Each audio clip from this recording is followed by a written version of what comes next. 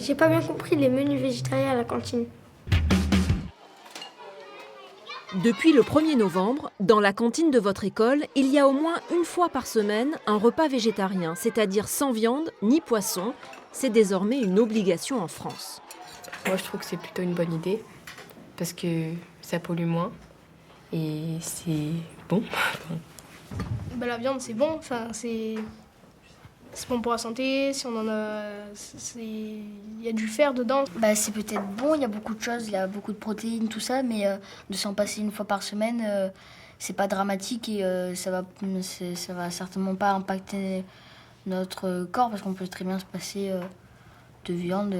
Avant, on mangeait pas forcément de la viande tous les jours et tout le monde n'avait pas les moyens de manger de la viande tous les jours. Manger moins de viande, c'est un vrai défi pour les Français qui en consomment en moyenne 87 kilos par an. C'est 4 fois la dose conseillée par l'Agence nationale de sécurité sanitaire. Alors faut-il continuer d'en manger tous les jours ? Pas forcément tous les jours, mais on en a quand même besoin, oui. On trouve aussi des protéines. Ça sert aussi aux muscles pour avoir plus d'énergie, parce que si on n'a pas de muscles, on peut pas marcher, rien.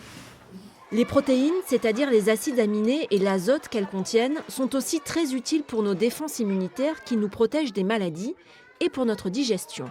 Mais alors, par quoi peut-on remplacer les protéines animales ? Ils mangent autre chose, par exemple, au lieu de le steak, ils peuvent le remplacer par du steak au soja. Et après, il y a aussi d'autres choses. Ou aussi, parce que pour nourrir les animaux, c'est quand même des fruits et des légumes. Enfin, du blé ou je sais pas trop.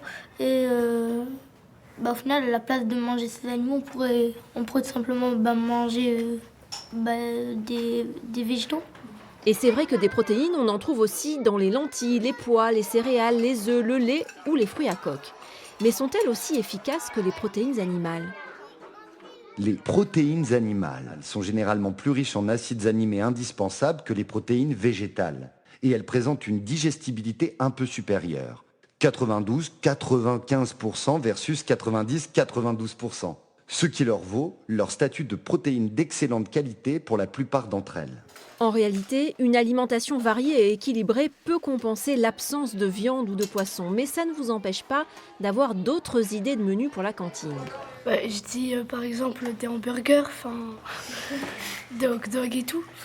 Une fois par mois au moins, mais voilà. Alors, qui vote pour les hamburgers à la cantine ?